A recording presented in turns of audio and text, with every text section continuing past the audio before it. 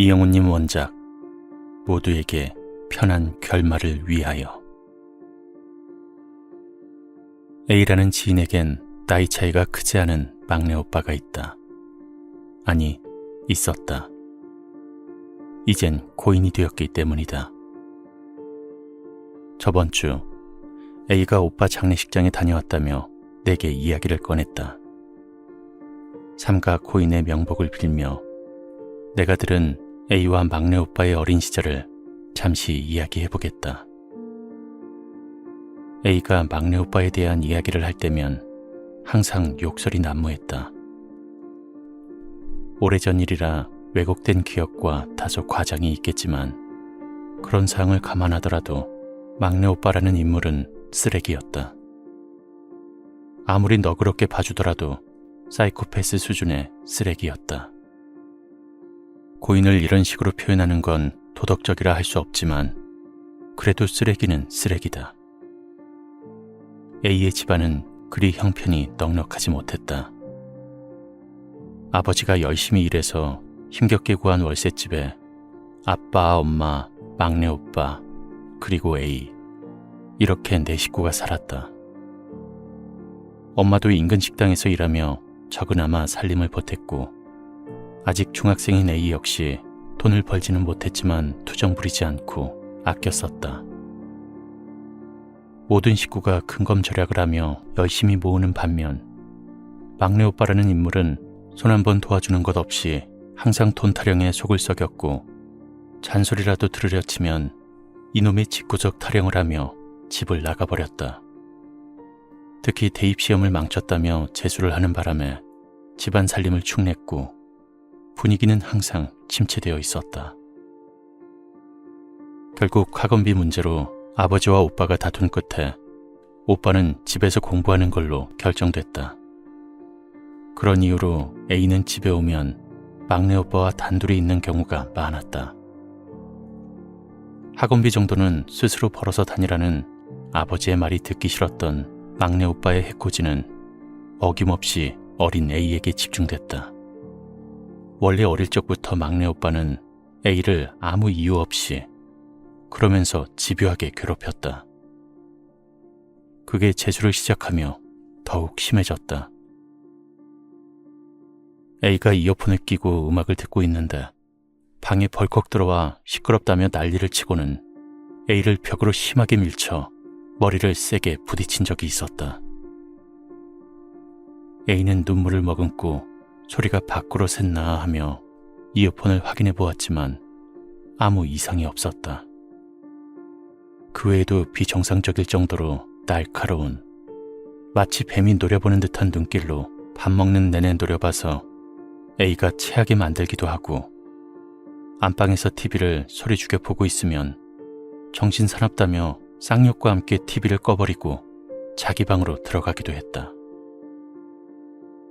엄마는 가끔 네 오빠가 나쁜 놈은 아니다. 재수하느라 신경이 날카로워져서 그런 거니까 네가 좀 참아라 하며 재수 전부터 A를 괴롭혔던 아들을 감싸곤 했다.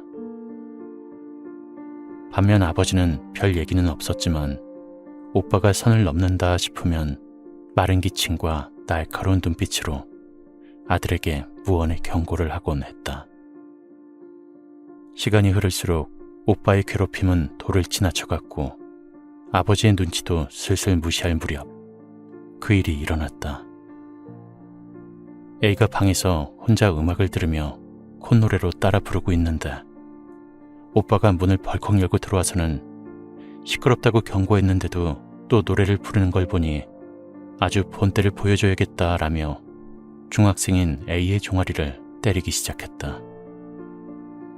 마침 집에 어른도 없겠다. 아주 애를 죽일 작정이었는지 울고 불며 살려달라는 여동생을 패기 시작했는데 A는 결국 종아리를 맞다가 기절했다. 나중에 정신이 들었더니 그때까지 자신을 노려보던 오빠가 부모님께 이르면 죽여버린다는 협박에 말도 못하고 아파서 걷지도 못하고 그렇게 방에서 혼자 울었다. 나중에 엄마가 일터에서 돌아와 밥을 차리고 아버지도 좀 이따 들어와서는 씻고 밥상에 앉아 아이들을 불렀다. 오빠는 아무 일 없었다는 듯 밥상에 앉았지만 A는 도저히 걸을 수가 없어 눈물을 뚝뚝 흘리며 무릎으로 기어와서는 밥상 머리로 다가왔다. 그리고 그런 A를 째려보는 막내 오빠. 밥을 푸는 엄마의 손은 떨렸고 아무 말 없이 상황을 바라보던 아버지는 A에게 어디 아프냐고 물어봤지만 A는 눈물만 떨굴 뿐 아무 말도 못했다. 아버지는 일어나서 A에게 다가가 천천히 살펴보고는 시커멓게 죽은 종아리를 발견했다. 바지를 걷어 상처를 확인하려 하자 고통의 A는 자지러지고 아버지는 아랫입술을 깨물며 아들을 노려봤다. 막내 오빠는 애가 말을 안 들어서 몇 대 때렸습니다 라고 변명했지만 아버지를 그리고 시커멓게 죽은 A의 종아리를 설명하기에는 한참 부족했다. 아버지는 엄마에게 마당에 강목 한 개만 가져오라 했다. 아이고 여보, 지금 당신 매들면 애 죽여요. 그러지 말고 내가 잘 타이를 테니까 오늘은 그냥 너 비켜! 엄마는 아들을 보호할 심산이었겠지만 차라리 한 개 빨리 가져오는 게 나을 뻔했다. 직접 마당으로 나간 아버지는 강목 4개를 가져와서는 막내 오빠에게 차갑게 말했다. 넌 사람 새끼가 아니야. 널 죽일 생각으로 팰 테니까 네가 죽던가 내 화가 풀어지던가 둘 중 하나다. 엎드려. 막내 오빠는 덤덤한 표정으로 엎드렸고 시작도 못한 밥상은 옆으로 치워진 채 구타가 시작됐다. 말 그대로 구타, 폭력이었다. 자식을 훈육하는 사람의 매질이 아니었다. 그냥 강목을 부러뜨려야겠다는 목적뿐인 폭력 그 자체였다. 강목이 얇은 옷 아래에 엉덩이 피부를 찢어내는 소리, 말리지도 못하고 방관할 수도 없는 엄마의 소리 없는 눈물. A는 그 와중에도 속이 시원해지는 게 아니라 무서웠다고 했다. 왜냐면 얻어맞는 내내 막내 오빠는 비명 한마디 없이 눈물만 뚝뚝 흘리며 시뻘건 뱀의 눈으로 A를 노려보았기 때문이다. 강목이 2개가 부러지고 3개로 바뀔 즈음 오빠의 얇은 바지엔 피가 배어나오기 시작했다. 하지만 아버지의 매질은 변화가 없었고 A를 째려보는 오빠의 시뻘건 뱀의 눈길 역시 변함이 없었다. 결국 3개째가 부러지기 전에 오빠의 바지에 스며든 피가 강목에 묻어나며 아버지의 매질은 끝났다. 상 치워. 이날 저녁은 모두 굶었다. 행여나 막내 아들의 해코지를 걱정한 아버지는 A에게 안방에서 자라고 했고 막내 오빠는 자기 방까지 기어갔다. 걱정이 된 엄마가 2번 문 앞에서 안부를 물었지만 잠긴 문 뒤로는 아무 대답도 없었다. 울음소리조차 없었다. A는 그날 열이 나기 시작해서 학교를 거의 일주일을 쉬었고 막내 오빠는 그 이후로 2년간 아버지와 말을 안 했다고 했다. 그렇다고 해서 막내 오빠의 쓰레기짓이 끝난 건 아니었다. 타깃이 엄마로 바뀌었을 뿐이다. 이놈의 집구석으로 시작해 돈 달라는 악다구니로 끝나는 막내 오빠의 폐악질에 엄마는 매일을 눈물로 보냈고 아버지는 인내심을 시험당하며 살았다. 결국 재수 끝에 지방의 대학교에 입학한 막내 오빠는 그쪽에 하숙집을 구해서는 거처를 옮겼고 막내 오빠의 방은 평소엔 비워두고 손님이 오면 손님방으로 썼다. 말이 손님방이지 친척 말고는 찾는 손님이 없는 데다가 자고 가는 손님은 A와 나이 차이가 15년이 넘게 나는 큰언니뿐이었다. 그리고 그 큰언니가 막내 오빠 방에서 자면서 몇 번 놀라운 일이 있었다. 집에서 제사를 지내는 날, 새벽부터 준비를 한 엄마와 큰언니는 저녁에 꾸벅꾸벅 졸며 TV를 보다가 안 되겠다며 일찍 자야겠다고 했다. A 혼자 안방에서 TV를 보고 엄마는 옆에서 코를 골며 잠들었고 큰언니는 막내 오빠 방으로 들어갔다. TV에 정신이 팔려있는 A에게 이상한 소리가 들린 건 한참이나 지나서였다. 신음소리, 비명소리. 확실한 건 큰언니의 목소리였고 잘못 들은 게 아니었는지 잠들었던 엄마도 눈을 번쩍 뜨고는 A와 눈이 마주쳤다. A는 TV를 껐고 곧 선명하게 들렸다. 큰언니의 목소리. 나가! 나가, 이 쌍년아! 나가라고! 부랴부랴 뛰어서 막내 오빠 방문을 벌컥 연 엄마와 A를 향해 큰언니가 소리쳤다. 밤에는 특히나 고요한 산동네라 더욱 소리가 크게 느껴졌다. 큰언니는 이불에 앉아 있었다. 엄마는 방불을 켰고 큰언니는 문 쪽을, 엄마와 A 쪽을 향하고 있었다. 하지만 눈은 둘을 향하지 않았다. 어디를 보는 거지? 아니, 보고는 있는 건가? 엄청난 속도로 눈동자가 움직이고 있었으며 얼굴 전체가 이상하게 일그러져 있었다. 저런 표정은 어떨 때 짓는 걸까? A는 그때 그런 생각을 했다고 했다. 그리고 또 하나의 생각.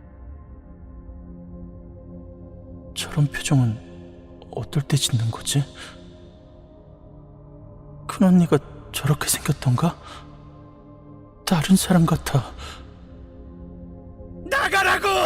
나가! 연이은 괴성과 욕설에 엄마는 급히 이불로 큰언니의 입을 막았다. 곧 큰언니는 이불 위로 넘어갔고 눈은 완전히 뒤집혀 있었다. 이어서 극심한 경련.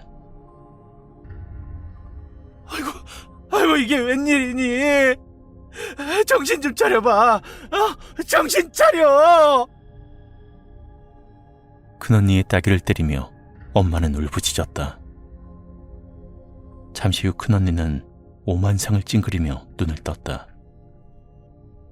A는 물을 떠다 언니에게 줬고 큰언니는 물에 태반을 흘리며 거친 숨을 몰아쉬었다. 그리고는 고개를 힘겹게 들고 눈을 돌리며 방 구석구석을 살펴보다가 한쪽 모퉁이를 바라보며 뭐라 중얼거렸다. 그리고 다시 쓰러졌다. 엄마는 큰언니의 땀을 닦으며 상태를 살폈고 A는 걱정되어 내려온 집주인을 상대했다. 괜찮아졌어요. 시끄럽게 해서 죄송합니다. 몇 마디 더 오가고 집주인은 다시 올라갔다. 다시 안방으로 돌아온 엄마와 A는 잠이 다 깨버렸다. 물을 들이키며 엄마가 이야기했다. 아이고, 네 언니가 뭘 본 것 같은데 이걸 어째... 저 방이 참... 다음날 큰언니는 온몸이 쑤신다며 힘들어했지만 어제 일은 하나도 기억하지 못했다. 그냥 꿈자리도 안 좋았고 무엇보다 이 방 느낌이 영 안 좋다며 인상을 찡그렸다. 가세가 넉넉하지 못해 이사가자는 말은 차마 못 꺼냈으리라.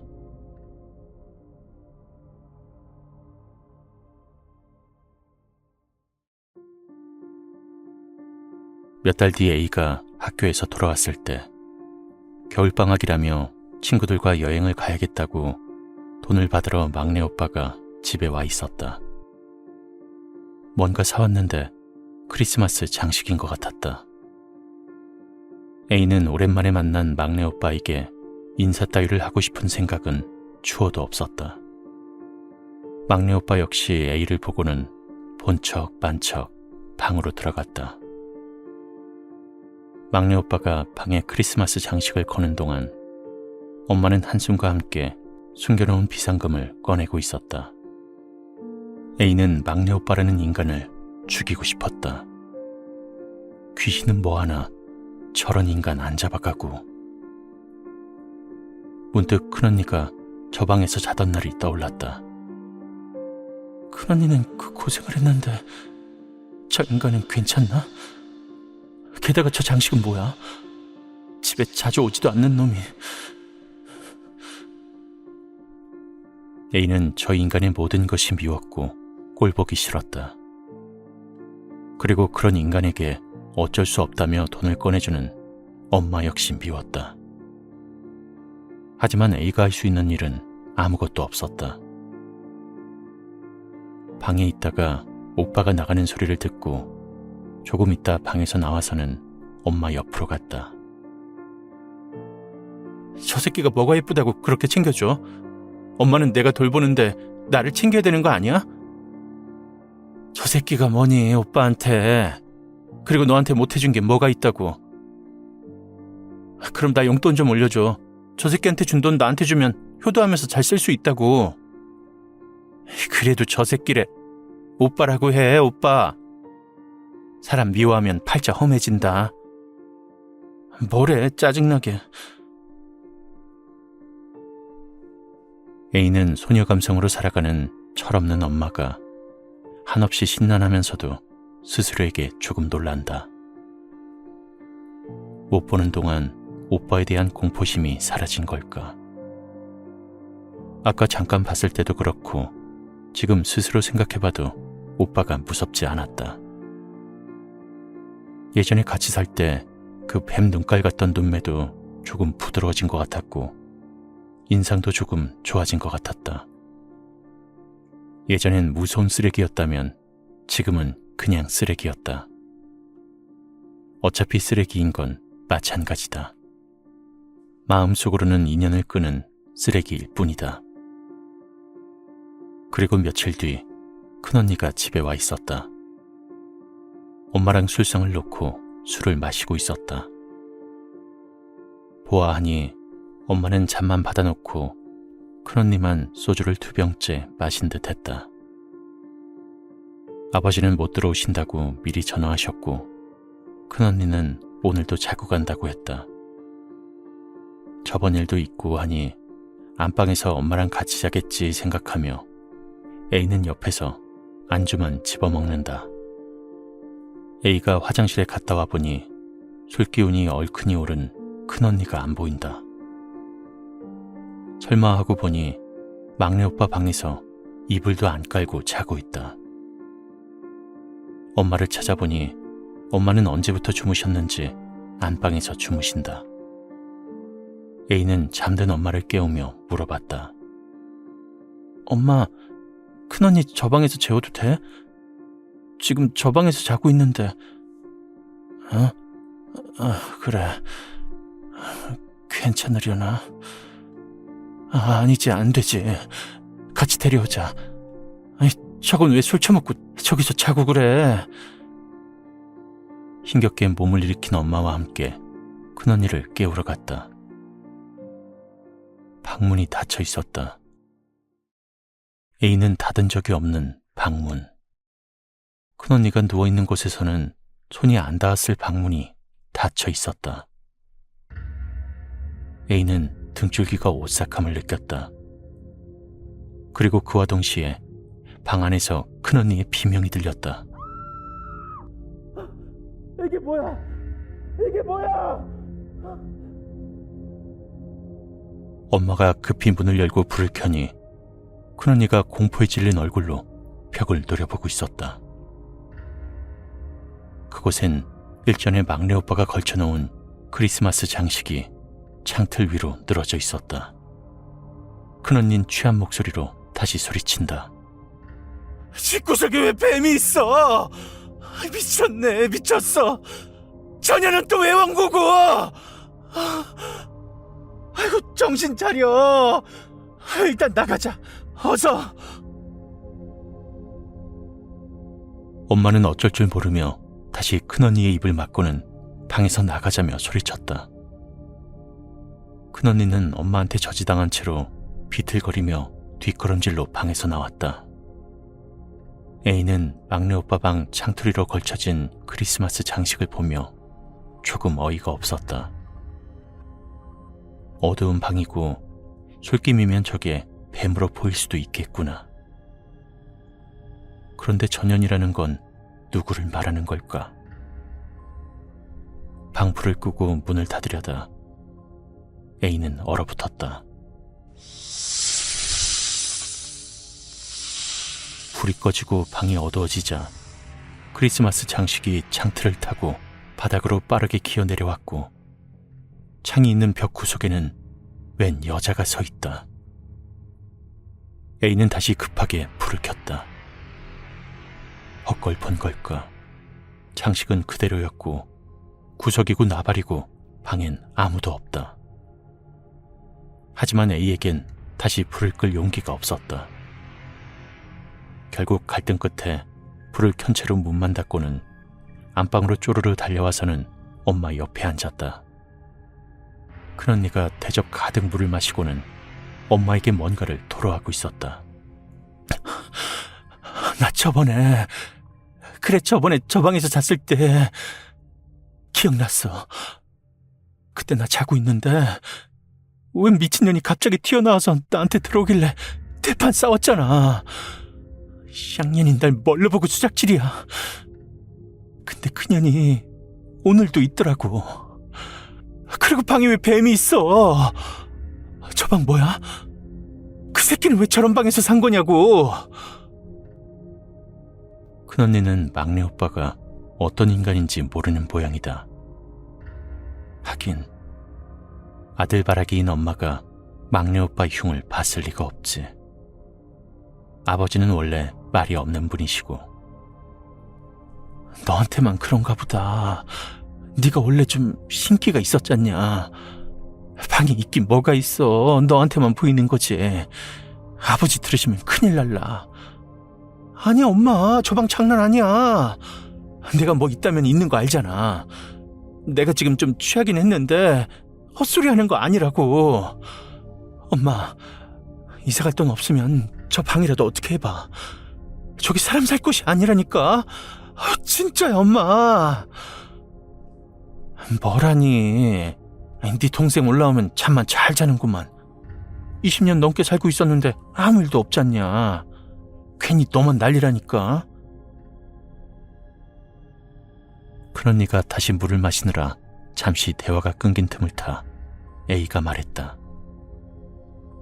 저기 불 못 끄겠어. 무서워서. 나중에 엄마가 꺼. 난 그냥 잘 테니까. 얘는 또 뭐래니. 불 끄는 게 뭐 어렵다고. 됐다. 내가 끌게. 하여간 겁들은 많아서. 엄마가 불 끄러 가는 걸 쪼르르 따라간다. 엄마가 닫힌 문을 열고 불을 꺼도 아무 일도 일어나지 않는다. 엄마는 불 꺼진 방을 한번 쓱 훑어보고는 문을 닫는다. 저 장식이 재수없긴 하네. 꼭 뱀처럼. 결국 그날 큰언니는 안방에서 잤다. 다음날 A가 학교에 다녀오니 큰언니는 없었고 오빠의 방문은 열려 있었다. 헛걸본 게 꺼림칙해서 방 쪽을 쳐다보기도 싫었지만 힐끔 쳐다보니 뱀처럼 보였던 장식이 없어졌다. 아, 밖에 쓰레기통에 있던 게 그 장식이었구나 생각하며 엄마에게 묻는다. 재수없던 장식 엄마가 치웠어? 아니, 네 언니가 가기 전에 재수없다면서 버리고 갔다. 네 오빠 나중에 집에 오면 난리치는 거 아닌가 모르겠네. 그 새끼가 언젠 이유 있어서 난리쳤어? 성질머리가 지랄이라. 그만하랬지. 아, 몰라. 밥 줘.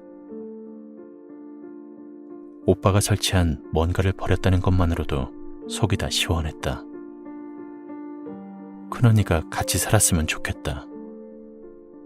큰언니가 막내 오빠가 어떤 인간인지 알았으면 좋겠다. 그래서 같이 미워했으면 좋겠다.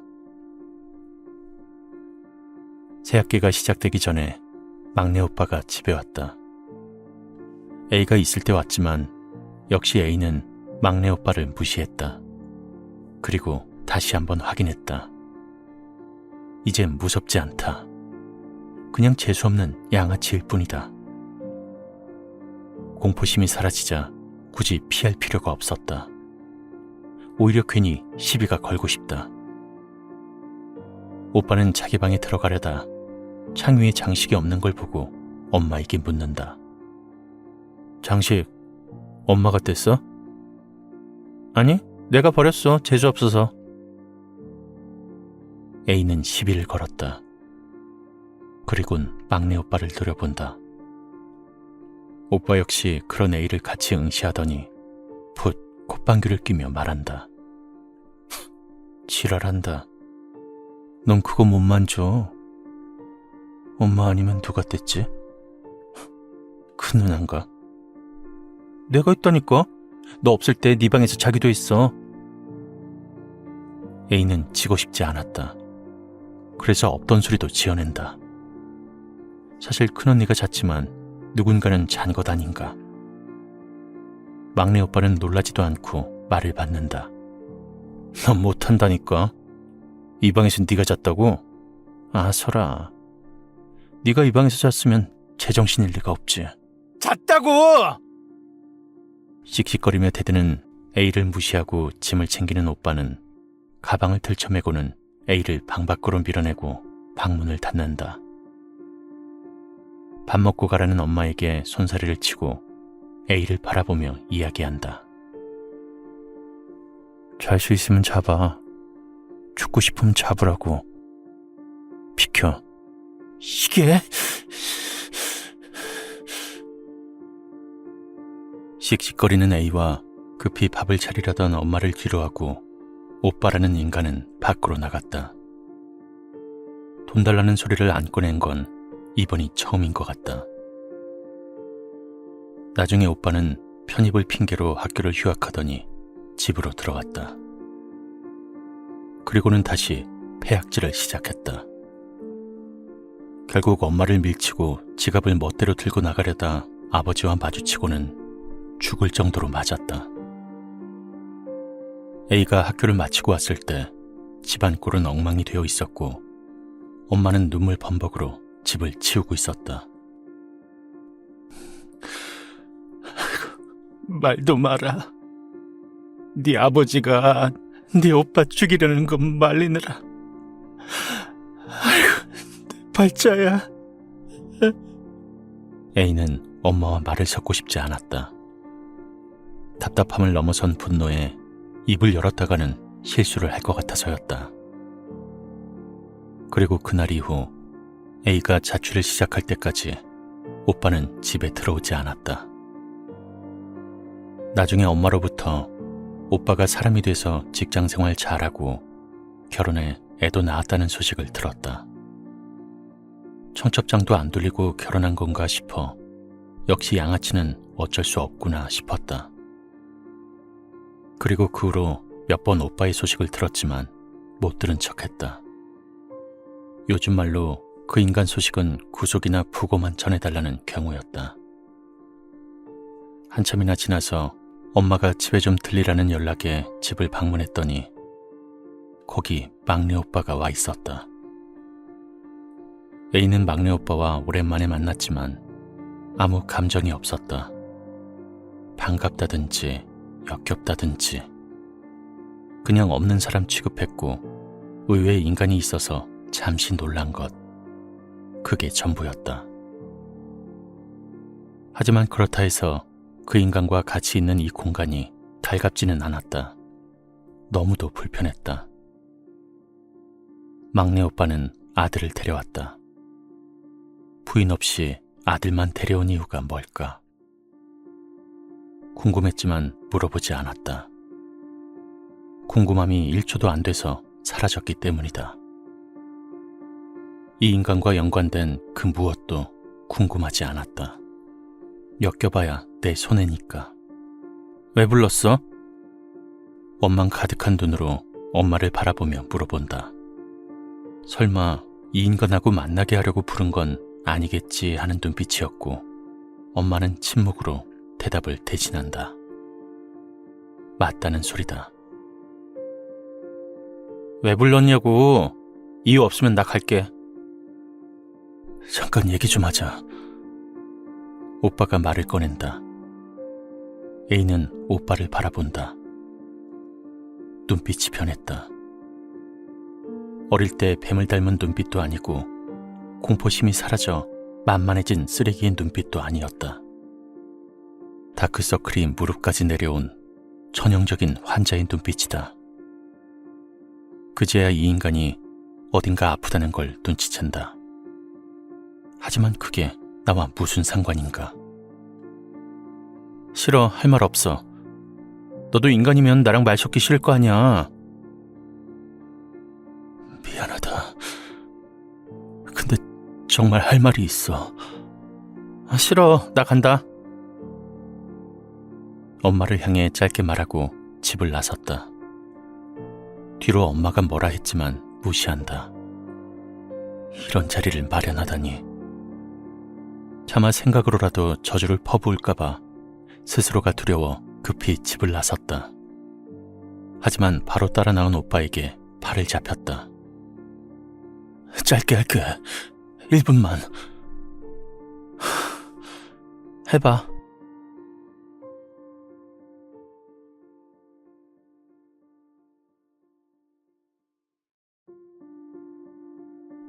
내가 그러니까 말해. 오빠는 담배를 꺼낸다. 담뱃갑 안에 장초 1개와 꽁초 1개가 보인다. 이 인간 담배 살 여유도 없나. 한심하다는 생각이 들었다. 능력도 없는 인간이 왜 애는 낳아서는. 애는 무슨 죄야. 담배에 불을 붙이고 한 모금 내뱉은 후에야 말을 잇는다. 나 암이다. 병원에서 말기래. 그래서? 너무도 빠른 그리고 차가운 답변에 오빠는 말문이 막힌 듯 머뭇거리더니 다시 말을 잇는다. 지금 집사람하고 사이가 별로 안 좋아서 나 죽으면 아이 양육권은 넘길 건데, 근데 당장 입원비가 없어서. 돈 달라는 얘기겠지. 뻔히 알지만 아무 말도 안 한다. 말 꺼내긴 미안하고 힘들겠지. 미안해하고 힘들어해라. 최소한 그 정도는 해야지. 사람이라면.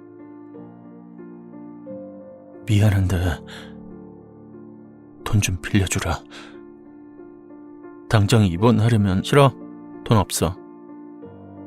아니, 얼만지는 들어. 아니, 가진 돈이 없다는 게 아니라 너 빌려줄 돈이 없다고. 나 죽어. 나 좀 살려달라고 이렇게 비는 거야. 시끄러워. 너도 내가 살려달라고 울고불고 할 때 죽어라 팼잖아. 나야 죽으면 그만인데. 네 조카, 저 애를 봐서라도. 네 새끼가 어떻게 되는 게 나랑 무슨 상관인데? 1분 지났어. 나한테 전화하지 마. 번호 바꿀 거니까. 에이야. 냉정하게 돌아서는데 괜히 눈물이 난다. 병신 같은 새끼. 내가 널 용서해 줄 것 같았냐? 날 그렇게 우습게 봤어. 이 와중에도 내가 그렇게 우습게 보인 거야? 미안함이 아니다. 분함에 눈물이 났다. 미안하다. 마지막으로 오빠의 목소리가 작게 들렸다. 그리고 이게 마지막 대화였다. 나중에 엄마가 피도 눈물도 없는 년이라며 욕을 하기에 엄마한테도 10분 넘게 쓴소리를 퍼부었다. 엄마도 똑같다. 아니, 엄마가 더 나쁜지도 모른다. 생각해보면 오빠가 나를 그렇게 괴롭혀도 한 번도 오빠를 나무라지 않은 엄마였다. 생각할수록 괘씸하고 열받는다.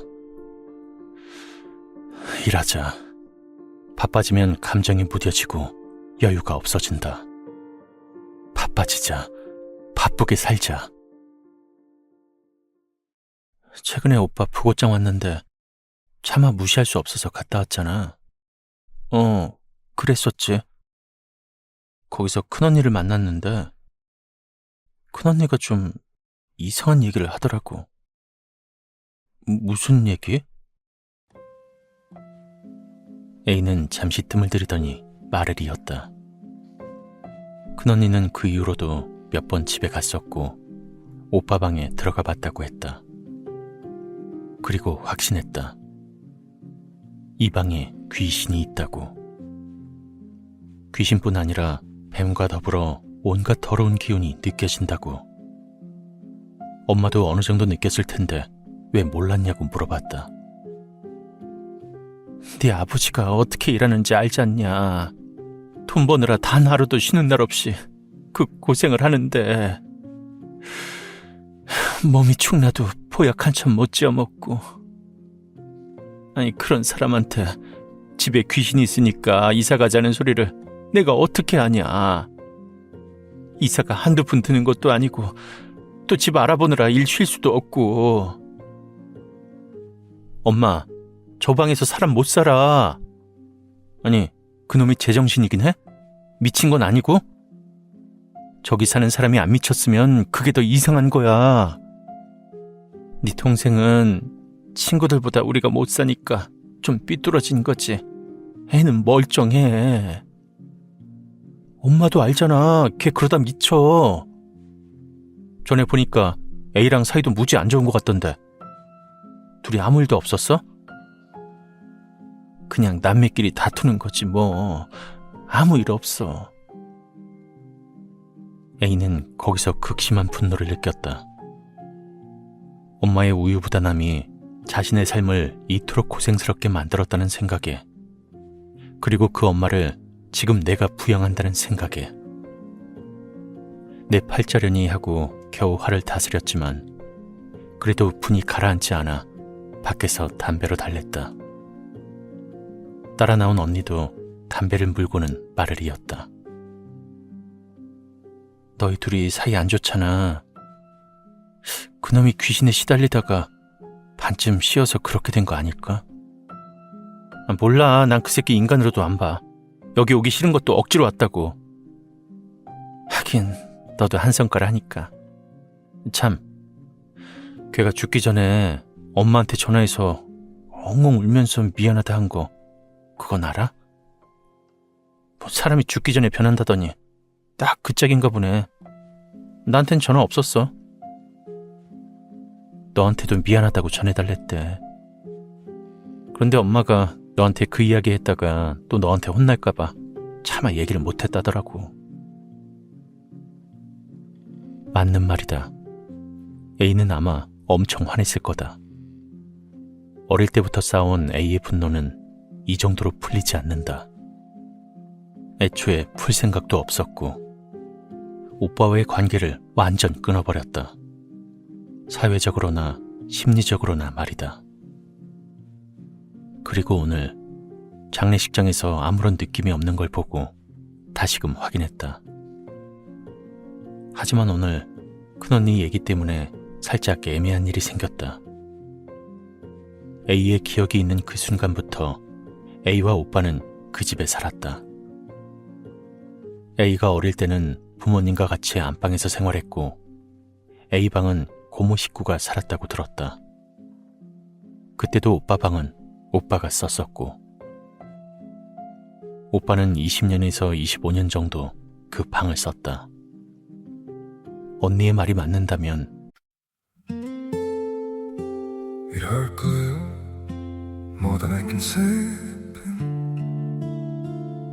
또 내 뒤 Love isn't holding on. Maybe it's knowing when to walk away.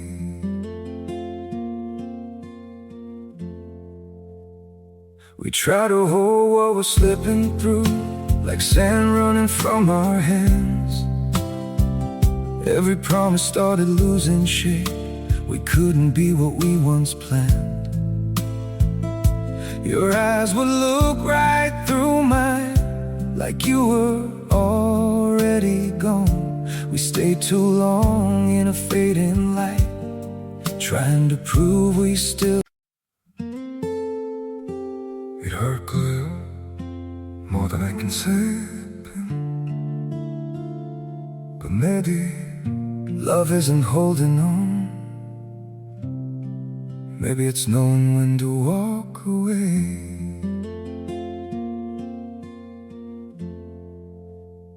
We try to hold what we're slipping through, like sand running from our hands.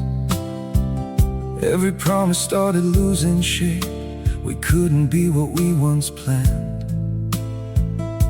Your eyes would look right through mine, like you were already gone. We stayed too long in a fading light, trying to prove we still. 이럴 거예요. More than I can say. But maybe love isn't holding on. Maybe it's knowing when to walk away.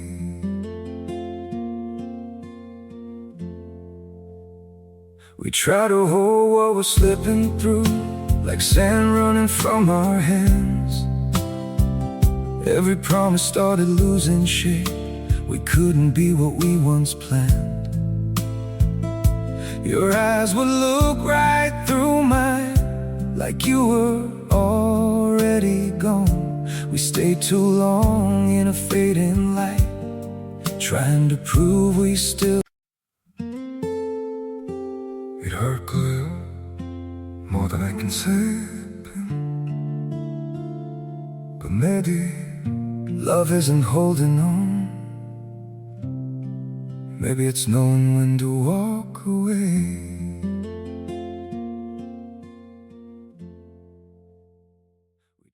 과연 그 방에서 아무 영향이 없었을까? 언니의 신기는 엄마도 알고 A도 안다. 무당 수준은 못 돼도 가끔 놀라게 하곤 한다. 그런 언니가 확신할 정도면 혹시 오빠도 피해자였을까? 멀쩡한 사람이 귀신에 시달리다가 그렇게 폭력적으로 변한 건가? 입시에 떨어지고 몸도 약해져서 병을 얻고 급기야 죽음에? 아니다. 그렇게 따지면 세상에 멀쩡히 살아갈 사람들이 얼마나 된다고. 이 땅이 어떤 땅인가, 반만년 역사 위에 얼마나 많은 전쟁이 있었고 또 얼마나 많은 사람이 죽었는데 귀신 한둘 없는 곳이 있겠는가. 다 변명이고 핑계거리일 뿐이다. 그래도 내가 오빠를 너무 미워하는 걸까 하는 A의 생각이 표정에 나왔나 보다. 언니가 담배를 끄며 말했다. 그래, 영향이 아예 없진 않았을 테니까 너무 미워하지 말고. 그리고 그놈 출가하고 나서 엄마 이사하기 전에 집에 갔었는데 귀신 기운도 없더라고. 이젠 고인이 됐으니까 덕을 베푼다 생각하고 용서해줘. 그놈이 눈물로 사과했다잖냐. 알았지? 난 간다. 용서는 무슨. 들어가. 나도 가야지. 장례식장에 나와 집으로 오는 데내 마음이 찜찜했다. 내가 너무했나. 용서해줘야 하나. 그래서 A는 내게 상담을 하고 있다. 말이 좋아 상담이고 그냥 얘기할 상대가 필요한 거겠지. 그래서 찜찜해. 내가 너무했나? 아니, 귀신에 씌인 건 어쨌건 널 괴롭힌 건 사실이잖아. 쉽게 생각해. 나쁜 놈은 나쁜 놈이야. 그게 전부야. 그렇지? 그래, 귀신은 얼어 죽을. 술은 사람을 개로 만드는 게 아니야. 사람의 탈을 쓴 개의 탈을 벗는 것 뿐이지. 마찬가지야. 내가 장담할게. 그렇겠지. 사실은 나도 그렇게 생각해. 난 잘못한 거 없어. 그 새끼가 나쁜 새끼야. 그걸로 된 거다. 용서해줘서 내 마음이 편해진다면 모르겠지만 남을 위해서 용서해줄 필요는 없는 것이다. 피해자의 인권은 있어도 가해자의 인권 따위 신경 쓸 필요가 없다. 그게 정의다. 나쁜 놈은 그냥 나쁜 놈이다. 이런저런 사연이 있어서 나쁜 놈이 됐다는 말은 세상 모든 사람이 같은 상황에 처하면 다 나쁜 놈이 된다는 소리 아닌가. 그리고 A의 생각이 틀리지 않았음을 증명하는 일이 있었다. 오빠의 장례식이 끝나고 며칠 지나서 그의 부인이 A에게 전화를 했다. A는 놀랐지만 그냥 얘기가 하고 싶어 전화했다는 말에 일단 들어주기로 했다. 오빠의 부인 역시 A만큼 피해자이자 비슷한 상황에 있었다고 생각했기 때문이다. 그리고 그녀의 이야기에 A는 확신했다. 나쁜 놈은 그냥 그 인간의 근본이 그렇다는 걸. 그녀의 말은 이랬다. 결혼 전엔 크게 모나지 않던 남편이 결혼 후에 슬슬 변하는 듯 싶더니 폭력성이 짙어지고 눈빛 또한 날카로워졌다. 처음에 애가 있을 때는 그래도 자상한 척 하더니 나중엔 그녀뿐 아니라 애한테도 악다구니와 폭력을 썼다. 그때 남편의 눈빛은 영락없는 뱀의 그것이었다. 너무 무서워서 아이를 끌어안고 차라리 죽고 싶다고 생각했던 적이 한두 번이 아니었다. 이혼할 생각을 못했을 뿐 남편이라는 사람은 공포 그 자체였다. 너무 힘들어 친정에 하소연하러 다녀온 사이 남편은 아이를 데리고 본가에 갔다. A는 오빠가 돈을 빌리려 한 그날이구나 생각했다. 그날의 눈빛은 정상이라기보다 그냥 환자였다. 무섭다는 생각 따위 들지 않았다. A뿐만 아니라 그녀 또한 그렇게 생각했다. 용기를 내었지만 차마 이혼 얘기는 못하고 친정에 아이를 데리고 가 있겠다고 했다. 그날부터 별거를 시작했다. 그리고 얼마 지나지 않아 남편이 위독하다는 전화를 받았다. 하지만 그녀에겐 남편에 대한 감정이 남아있지 않았다. 어디서 병원비를 구했는지 모르겠지만 입원 중인 남편이 말기암이고 한 달도 남지 않았다는 의사의 설명에도 전혀 슬프지 않았다. 오히려 다행이라 생각했다. 장례식장에서는 상주로서 슬퍼해야 하고 눈물을 보여야 하는 상황이 부담스러웠는데 조문객 중 한 명도 진심으로 슬퍼하는 이가 없는 걸 보고 걱정이 사라졌다. 특히 피를 나는 남매인 A도 전혀 슬퍼하지 않는 걸 보고 나중에 얘기 좀 했으면 하고 생각했다. 그래서 전화드렸어요. 남편 죽음에 전혀 슬퍼하지 않고 오히려 꼴좋다고 느끼는 내가 이상한 건가 해서요. 아니요, 전혀요. 언니나 나나 둘 다 피해자예요. 그 새끼는 죽어서도 사람 피곤하게 하네요. 전혀 미안해할 거 없어요. 그렇죠. 다행이에요. 그 말이 듣고 싶었던 것 같아요. 네, 더는 그 일로 걱정하지 마세요. 저도 잊었으니까요. A는 전화를 끊고 아무 일 없다는 듯 다시 일에 열중했다. 올케 언니도 뭔가 일하면서 바쁘게 살겠지. 우린 잘못되지 않았어. 다만 양아치 하나 때문에 엮인 잠시 불행을 공유한 사람들일 뿐이라고. 그렇게 생각하며 A는 생각을 멈추기로 했다. 그런데 가만, 오빠는 집을 나가서 결혼 후에도 눈빛이 뱀 같았다고 했다. 그리고 언니의 말에 따르면 오빠가 출가 후 오빠 방에는 더는 귀신의 기운이나 뱀의 기운이 느껴지지 않았다고 했다.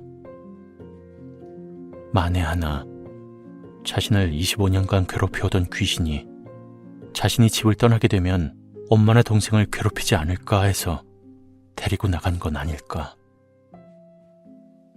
그리고 그 때문에 부인과 아이에게 몹쓸 짓을 하고 미움받고 끝으로 귀신 들린 몸은 약해질 대로 약해져 병에... 말도 안 되는 소리. A는 단호히 생각을 중단했다. 그놈은 나쁜 놈이다. 그런 결론이 가장 이성적이고 자연스럽다. 복잡한 생각은 하지 말자. 진실이 항상 필요한 것은 아니다. 모두가 납득할 만한 결론이면 충분하다. 모두에게 편한 결말을 위하여.